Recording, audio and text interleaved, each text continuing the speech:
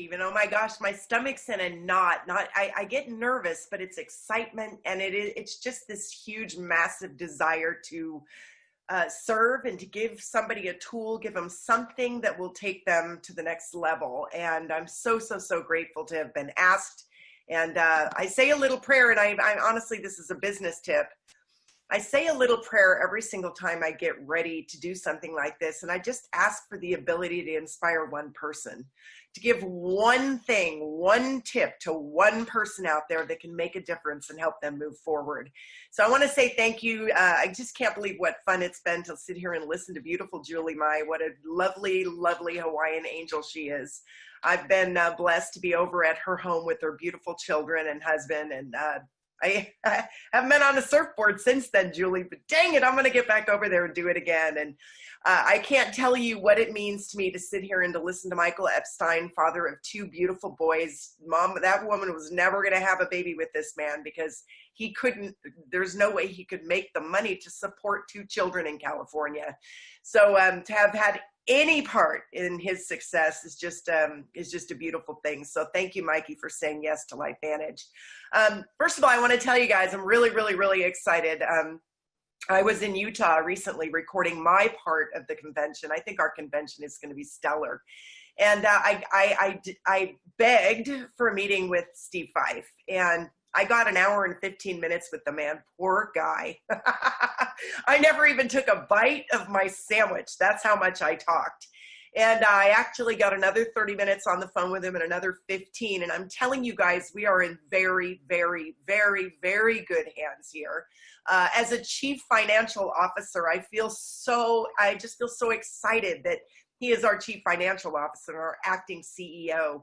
And we don't really know where he's going to go. We don't know whether they've told him to lean into the role. We don't know whether we know that there's a search going on. And I just feel so excited about flipping the switch on our business. I just could not tell you. I can't tell you how excited I am. And I want to tell you this. And it's not to out Steve. It's to let you know how special I think all of you are. In fact, we know how special we are. But Steve said something, yeah, I've been to these red carpet events, and he goes, Carrie, is this kind of how it is?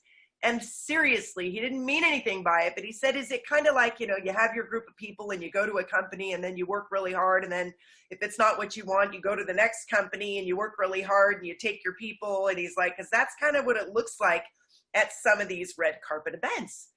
And I was like, oh my gosh, you don't even know who we are. Are you kidding me? I said, absolutely not. Do you know that probably 95% of the people in the elite ranks, maybe 90%, have never, ever, ever done this business before. And they are here because of the incredible products that we have. They're here and they don't go anywhere. It's LifeVantage or die. It's LifeVantage or nothing. And so I said, there are a lot of people out there that are really looking for some new inspiration, some new ideas, some new excitement, something to tap back in for. And I'm just telling you guys, I believe it's coming. I am so excited about our convention. And I believe that Steve really got it. I said, those people that you see that come in and, maybe they're flash and cash, and those people don't stay. They dip in for 15 minutes and they dip out, because this is LifeVantage. You guys, give me a thumbs up in the comments if you know what I'm talking about. This is the finest, most passionate group of people I have ever known in my life. And I want to start right there. Julie and Michael said it all starts with why, and I'm going to give you some tools. Listen to me. In almost, over 10 years, nothing has changed. Nothing has changed for me until I see a tool that makes me more excited than the ABC Primetime Investigative Report. That's where I start. There are lots of things. You guys can show any tool that you want, but I'm just telling you, when I saw that after taking Protandim for 30 days, they could no longer distinguish the blood of an 80-year-old versus that of a 20-year-old, when I saw I'm telling you, when I saw the peer-reviewed published research flashing on the screen, 1 million to 1 per second, every second, like a fire hose in every room in the house, man. I'm telling you, that still excites me today. And when I share that video from YouTube, when I share it with somebody, I just watch their face. And they're either with me or they're not. But I want to start back with this whole concept of why. Because you know what, you guys, you and everyone you talk to has the same concern. How am I going to do this? How am I going to get the courage to bring this up to a friend, to a neighbor, to a relative, to a coworker, to a parent, to a child? We all have the same concern. We deeply, truly care what people think about us, don't we? Maybe we shouldn't, but we do. That's the reality, right? So the only way that works, the only effective way is to build a bridge between you and the person sitting in front of you. We talk about form, family, occupation, recreation, money, form. Start with family. How's your family? Michael might have said, someone could have said to him years ago, dude, do you want children? Are you and Paloma ever going to get pregnant? And if he had said, I would love, we would love it, but I work around the clock. And, honestly, if he was getting real, it might not be the first question, but if he was getting real, he would say, it's very expensive living here in California. We really, really would love to have kids, but it's expensive. You have gotten to pain right there, right? Family, occupation. I hate my boss. I've been working for 5 years for this guy. He's grouchy. He's grumpy.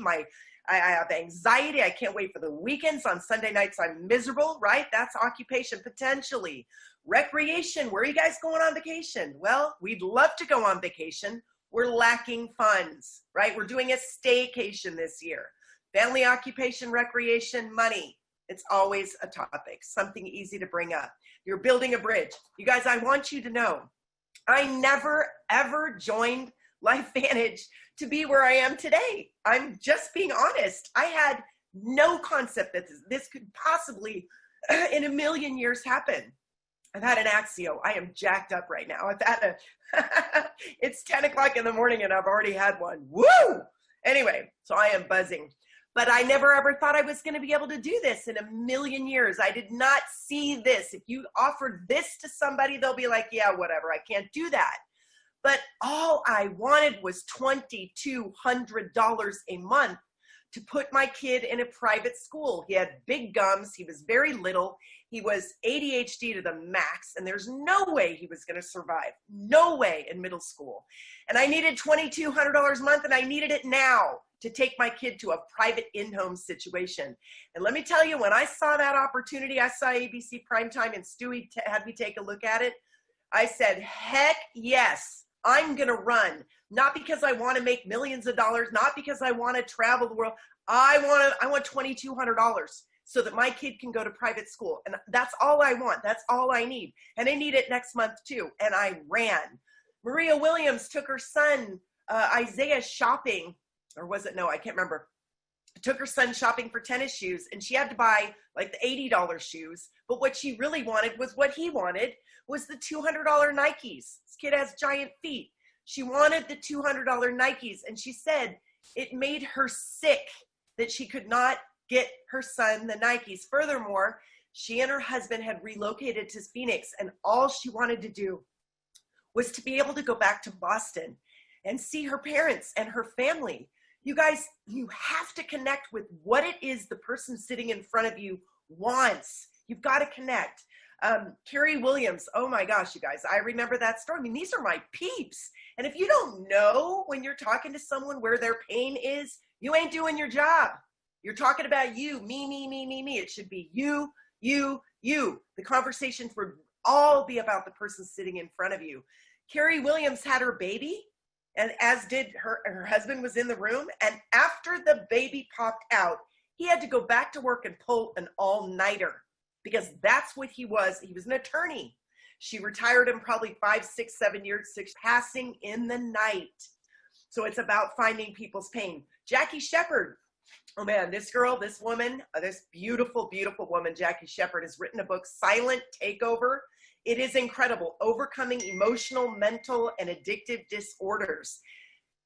You guys, she was fascinated with the Nerve 2 activation. She was all about the products, right? Jackie was fascinated with the products, as were Krista and Mark Harris, her kids. Anyway, I just can't say enough, you guys. Jenny and Nick Crane, you know, my sister-in-law and my brother, they could barely pay their rent. You know, they got nailed in the recession and they had made money and lost it. Those are the best kinds of people to talk to. People that have made it, made it, and lost it. Because they want it again, right? They've adjusted their lifestyle and it's painful to go back to the lost it part. Ask questions, find people's pain, build a bridge, and then offer a solution. Maybe not right then. It may be a little later that you offer the solution. Maria and I were talking yesterday. I'm like, what on earth do I have new to share with these people? What on earth? She said, Carrie, nothing has changed. Nothing has changed, you guys.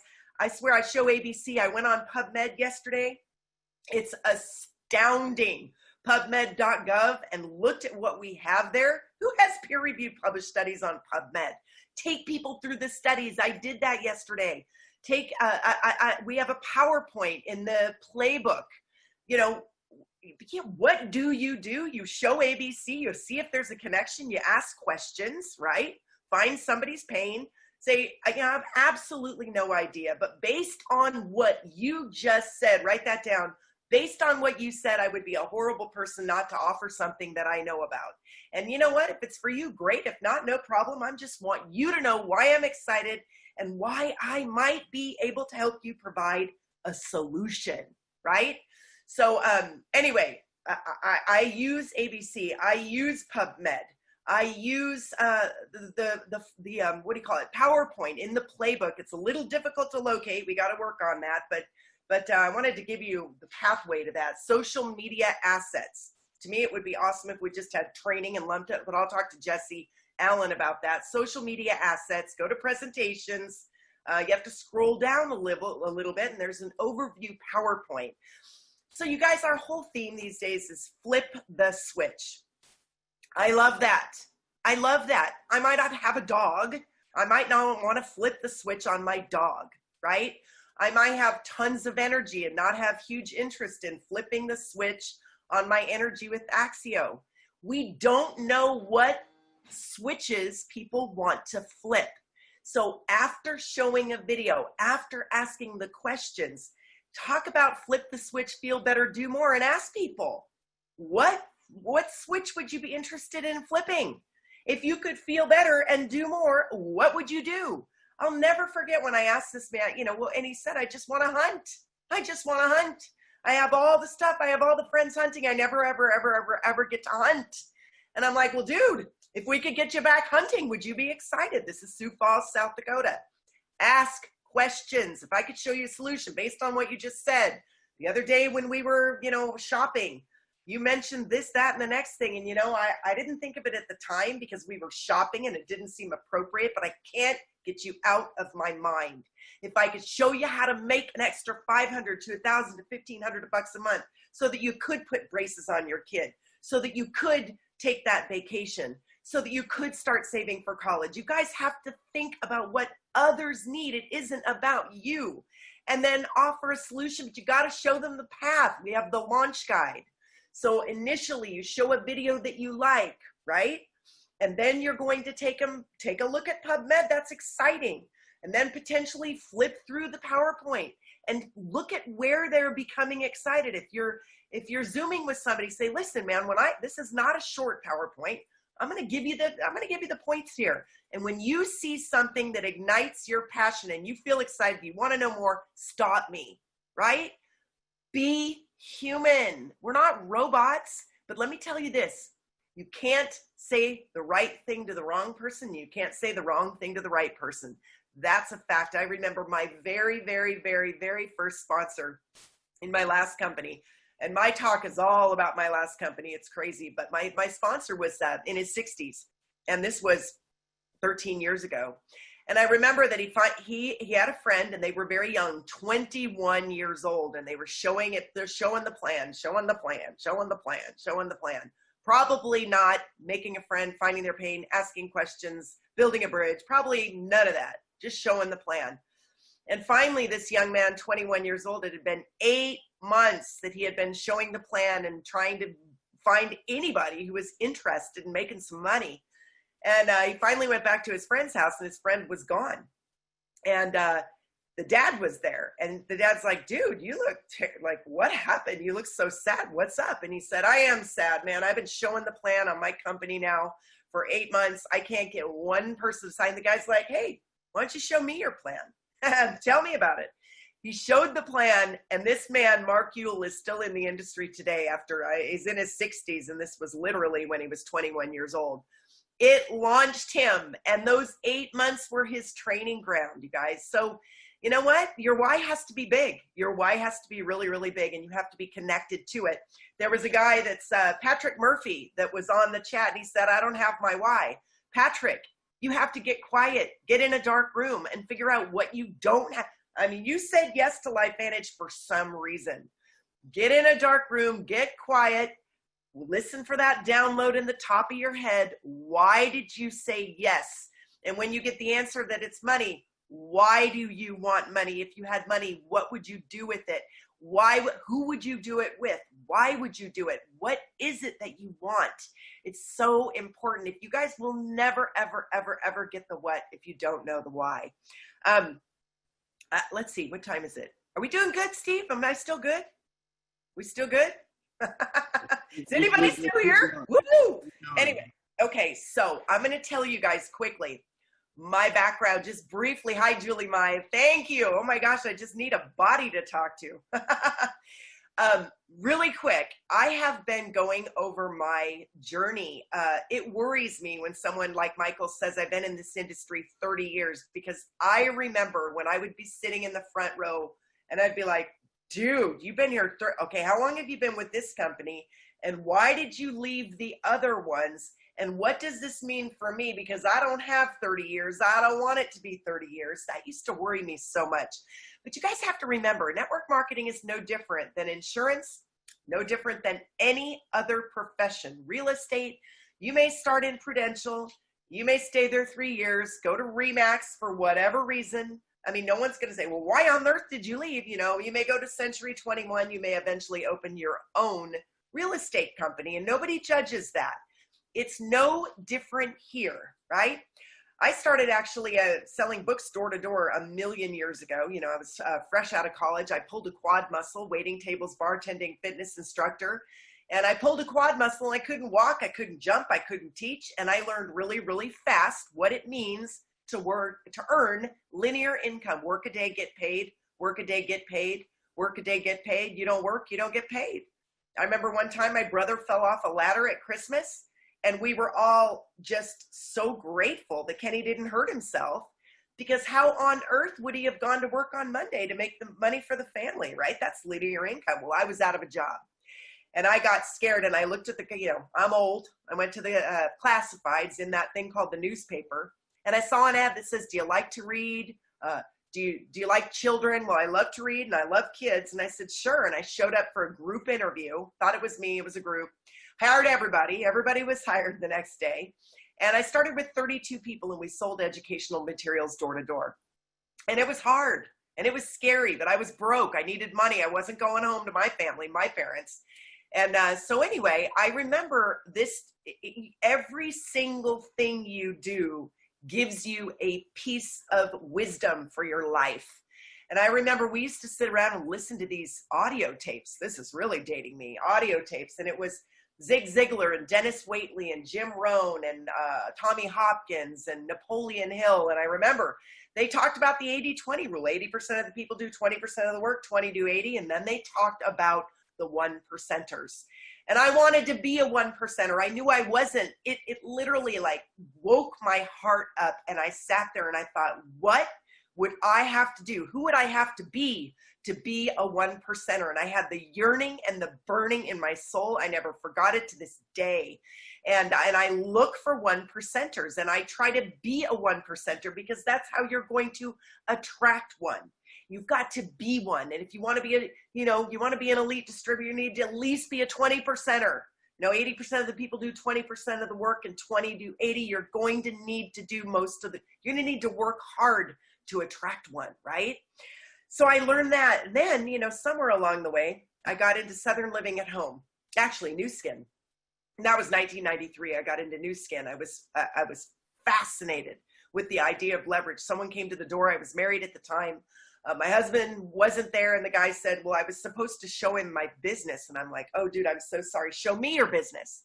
And he showed me the business, and I said, do you mean to tell me that you sell a product in Kentucky or Louisiana and I get paid? He said, that's exactly right. And I said, well, dude, sign me up. And my husband came home an hour later. I said, babe, we got a new business. Well, he wasn't interested in that business, and I was no good. I didn't have a circle of influence back then. This was 1993. I was a late bloomer. Hadn't even planted my first flower yet, probably. And literally, I became fearless by talking to anybody and everybody. And you're not going to have to do this, you guys. You don't have to do this. You can meet people on Facebook. You can meet people on social media. You can talk to people that you know. But I didn't know anybody. I was new to California, and I became fearless by walking and talking. We called it walking and talking. And literally, excuse me, sir, would you consider yourself to be an open-minded businessman? You know, Sharice and I, we're in the process of expanding our multi-billion-dollar company, actually our $40 million company to a $200 million company. We're looking for a few good men. We didn't think women could get us anywhere. I became fearless. So first of all, I knew I wanted to be a 1%er. Then I learned to be fearless. With Southern Living at Home a few years later, I learned how to be a leader. Because I was looking for someone to lead me, and there was nobody to lead me. And I remember that book, Are You My Mother? Are You My Mother? Are You My Mother? Are You the Leader? I was looking for the leader. And I finally decided if it's going to be, it's up to me. You guys, these are lessons we are all going to have to learn. And when people come to you, you may have people on your chicken list, and tell them, you're on my chicken list because your skill set is tremendous. And I know that skills transfer. I remember I've said, do you love your job? Yeah, I love my job. I'm like, good. If you love your job, you can love something else. You're passionate about that. You could be passionate about something else. Find a way to build a bridge. When I got to LifeVantage, I'm telling you guys, it was like shooting fish in a barrel. And I don't say that often, and I don't say it's easy. Anybody says it's easy, they're lying to you. But I could not believe what we had. Start simply. Ask people after they see the video. Maybe even after they go through the PowerPoint, what switch do you want to flip? Do you want to flip a switch on your mitochondria and have more energy? Do you want to flip a switch on your oxidative stress and reduce your cell damage by 40% in 30 days? Do you want to flip a switch on your hair? You want to flip a switch on your skin, your dog? Ask questions. Make a friend, find their pain, ask questions. You guys, it is not so much how we do this. It's about why we do this and how much we love on the people sitting in front of us. And then literally you take their arm, and this is why I had huge success in the early days especially. Although it hasn't changed. It hasn't changed. Take someone's arm and walk through the process with them. You walk through the launch guide. You talk about the why. You make the list together. I can remember way back when my friend Ariane told me I don't know anybody. I said, yeah, give me a pen and paper. I took a pen and paper. She put her eyes up in the air, and I said, come on, let's start with your sisters. And I made the list. All right, now what about the tennis team? Come on, you got your tennis team, I got mine. Let's write them down. And pretty soon we had a list of 40 people. Maybe you're going to have to take the bull by the horns and make the list. And then you together start Zooming with people, meeting with people, getting with people, and you do the work because they're going to watch you and learn how. If you're just throwing it out there and showing them the tools and the launch guide and hey, good luck to you, you're not going anywhere. You have to take people by the arm, by the heart, and remind them every day when they get rejected by somebody, are you kidding me? You're going to let your sister take away your dream of sending your kid to college? You kidding me? You're going to take away the opportunity to go to Hawaii and take 6 family members because your sister laughed at you? Come on, toughen up. You have to hold people's dreams in your hands for them. Remind them, be involved with them. You guys can't work with 15 people at a time. You can work with about 2 to 3 people at a time. So go find 2 to 3 people that want to change their lives. Ask questions, find their pain, build a bridge, offer a solution, take them through the launch guide, give them their upline, introduce them to everybody, teach them how to ITT, invite to take a look at a tool, how to watch the tool, how to go through the PowerPoint, what we use to share, and then do it again and again and again. Repetition. Don't try this one day and that one day. Keep it simple. You guys do what you've been doing. I've been doing this for 10 years. Nothing has changed for me, nothing. So until I see something that gets me more excited, I'm going to do what we've been doing, which is invite people to a tool, show the tool, multiple tools potentially, and then make that third-party connection. And you do not wait a week or a month to make that third-party connection. When someone puts their money down or is in the process of potentially joining your business, make the connection right away with someone with whom you feel they might connect. And it doesn't have to be someone who has the same, oh, you're a realtor, I'm going to go get a realtor. You're a doctor, I'm going to go get a doctor. No, it's another voice, because when they see that you can connect that fast with someone, they say, wow, I bet she'll do that for me. If she's doing that for this person, she'll probably do that for me too. So anyway, let me see. Why do you guys want to do this? The goal is not for you or any other individual to buy a lot of product, right? It's about a lot of people to be their own best customer. You guys, I love these products with my whole heart. You need to become your own best customer. You have to have a relationship with these products. I'm having a relationship right now with my Axio. A lot of people to become their own best customer, sell and service a reasonable number of customers. I mean, I know Rachel Jackson's out there getting 5 million customers. Good for her. Erica Dale, you girls blow my ever-loving mind. I've never done that. Maria Williams and I were talking yesterday. She said, Tara, and you guys, I love these people. You kidding me? They're incredible. What examples. But, and Tara was saying, I've never missed an event. I've never missed a incentive trip. I've never missed. I've earned everything. I've won everything. Maria said, dang, I never got anything all the way to elite. But she worked hard, right? So you don't have to win everything, be the best, put in 4 million customers, right? Sell and service a reasonable number of customers and recruit and show a lot of people, other people, how to do the same thing. This is according to Robert Kiyosaki. And here's the reason you want to build that army of independent representatives. Because once you do, you know what you'll have? You'll have an asset that generates income for you, passive or not, we can't say passive, leveraged. You're earning money, obviously working yourself and on the efforts of other people. Network marketing is not that's the Axio. Network marketing is not about earning more income. It's about building an asset. Maybe you guys just want to start inviting people to build an asset. Invite them. Would you like to build an asset and start today, Michael, so that when your kids get towards that age, you might be able to help them purchase a home or get them educated or help them with that first car if that's what you believe. I'm just putting it out there, giving you ideas and examples. You guys, I pray that there was some little tidbit out there for you.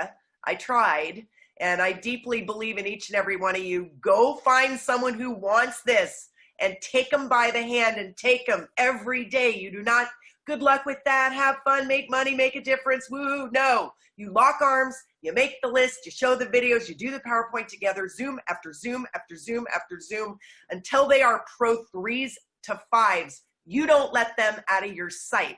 What do you do with your little kids, right? You got a newborn and a 1-year-old, a 2-year-old, a 3-year-old. You go, hey, listen, good luck.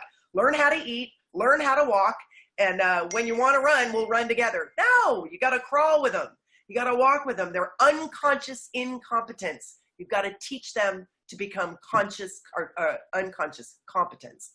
Sorry, Steve, that's it. Back to you, friend.